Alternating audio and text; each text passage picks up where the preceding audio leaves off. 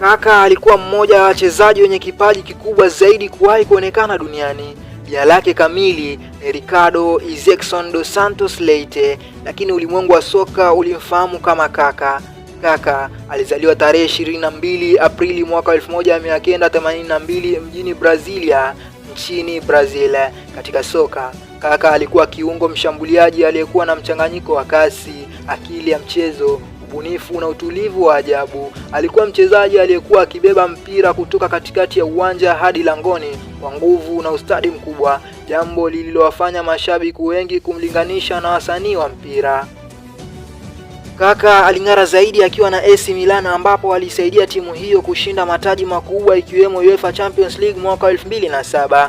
Katika mwaka huo huo alitoa tuzo ya Ballon d'Or baada ya kuwa mchezaji bora zaidi duniani, kitu kilichokuwa kigumu sana katika zama za mastaa kama Lionel Messi na Cristiano Ronaldo. Akiwa na timu ya taifa ya Brazil National Football Team, Kaka alikuwa sehemu ya kikosi kilichoshinda FIFA World Cup mwaka 2002. Ingawa alikuwa bado kijana wakati huo, alionyesha dalili za kuwa nyota mkubwa wa baadaye.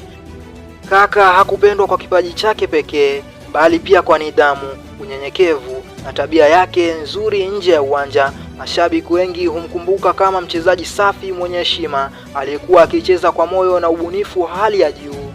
Kwa kifupi, Kaka alikuwa zaidi ya mchezaji wa mpira. Alikuwa msanii wa soka aliyewafanya watu waamini kuwa mpira unaweza kuchezwa kwa uzuri, akili na upole kwa wakati mmoja. Jina langu ni Hassan Mohamed. Ukipenda niite Hassaninho Modinho.